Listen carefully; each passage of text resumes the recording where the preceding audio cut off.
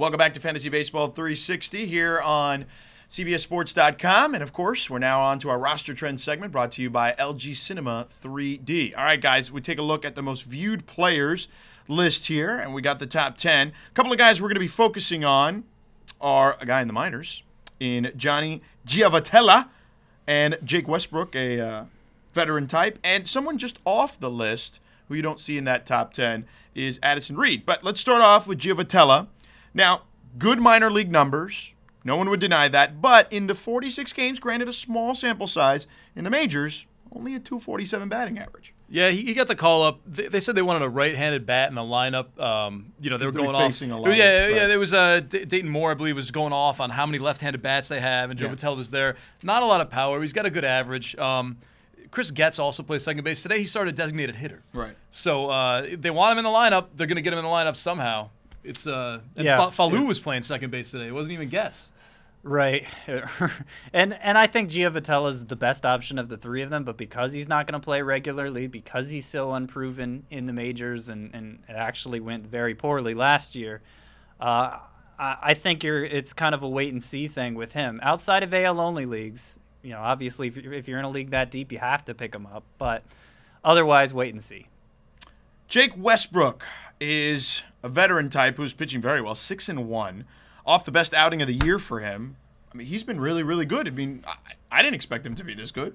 He had a really good spring training. It's not Dave Duncan there anymore. It's Derek Lilliquist, the pitching coach. Right. So you can't even pull the whole, it's Dave Duncan working his magic again. Right. Some of these guys just kind of learn how to pitch very late in their careers, and this could be one of those instances. I don't think he's going to keep it up, but they've done a nice job there, though, with that rotation. Lance Lynn, yeah.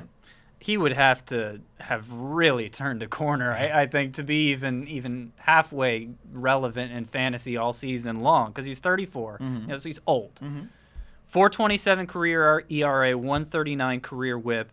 Had an outlier in his career. 2004, it was much better than the rest of his career. If you remove that, his best ERA in his whole career, 4.17. Oh, okay. Best WHIP, 1.34. Not a strikeout pitcher. Right. What does he bring to the table? Other than that, he's pitching well right this very moment. What does he bring to the table? There's nothing. Nothing. He's nobody. So you're saying you really like Jake Westbrook is what you're telling us. I really do not. Wow. All right, so Scott doesn't like Jake Westbrook. Just give you a heads up. Now, all right, let's do this then. Toss-up, Lilly or Westbrook? Lilly. Oh, Lilly, yeah. How about Lynn or Westbrook? Lynn. Can I name anyone but Westbrook? Jeff Sappan. I would take Westbrook You knew that was coming. All right, I figured I'd get somebody. I was going to try to see if you'd say Sappan, and then maybe I could say, well, look, Sappan's not 150 out of 150 How about Francisco Liriano? I would take the upside of Liriano over Westbrook. What upside, though? There hasn't been anything. There's going to be some upside. And I guess I should qualify that because if you drop Westbrook, he's getting picked up. Liriano isn't. So just for that reason, I think Westbrook's worth owning over Liriano, but I'm certainly not trusting it to continue and hunkering down with Westbrook for the long haul. All right. Addison Reed is off the list and looks like he's the closer right now, right? I don't know. I'm like, if anyone's going to be the closer in Chicago and you want to put like horse racing odds on things, he'd be I'd put him at the 2-1. I'd put Sale at 3-1. And the field at 50-1 right now. Right. That sounds, I kind of like that. I think if I had to guess today, Addison Reed will lead the White Sox in saves. And because Cooper's already throwing his name out there now and he got a save last night, I think now's the time to pick him up because it's going to be too late if you wait. On to the most added players at CBSSports.com today as we take a look at that list. Number 1, no surprise, David Robertson. A 62% change after his first save. A bumpy ride there on the first one. But you know what? This is a guy that pitches out of jams. He's held opponents to a 159 batting average with the bases loaded, Dave Robertson. So ridiculous amount of strikeouts. Yeah. And if they put him in the Mariano Rivera role, he has 41-plus innings pitched appearances. So he's perfect for that particular role based off that kind of experience. But I mean, Mariano's in a class all his own, so I don't know.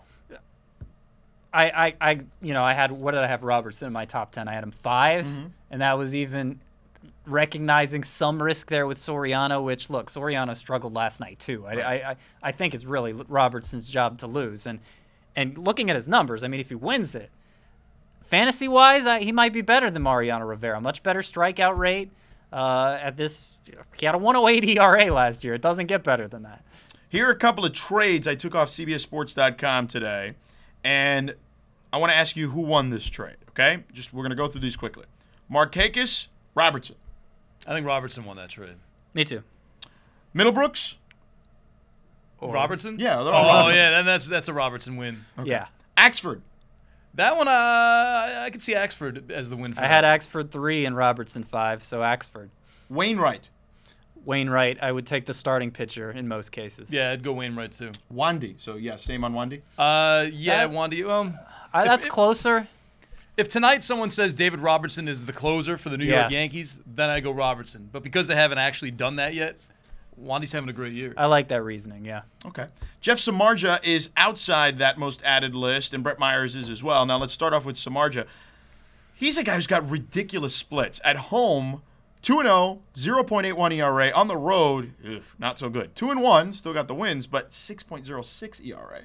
You look at his minor league numbers, too, and there are a lot of 4-point-something ERAs around there. I think only had one or maybe a very early season under 4 ERA, mostly as a starter.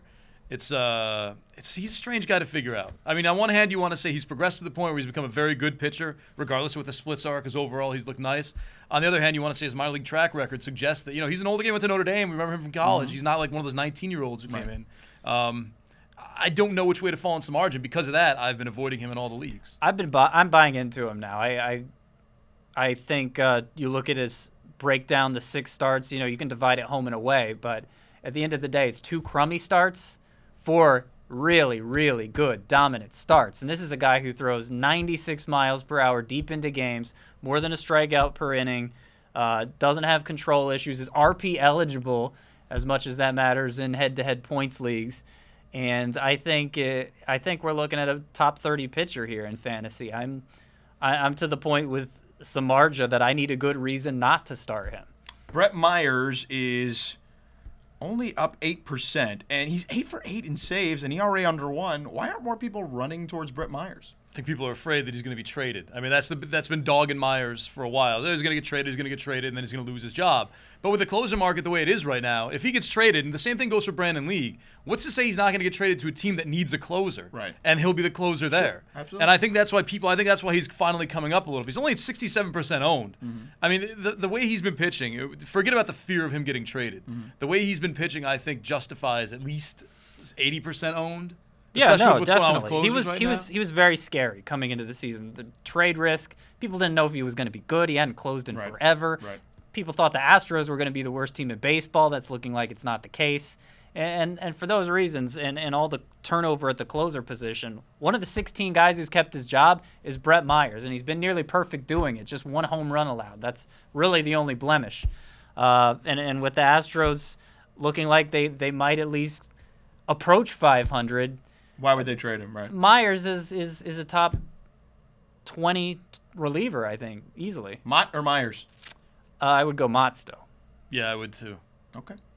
Of course, our roster trend segment brought to you by LG Cinema 3D. Coming up next, the Thursday look ahead. That's coming up next here on Fantasy Baseball 360.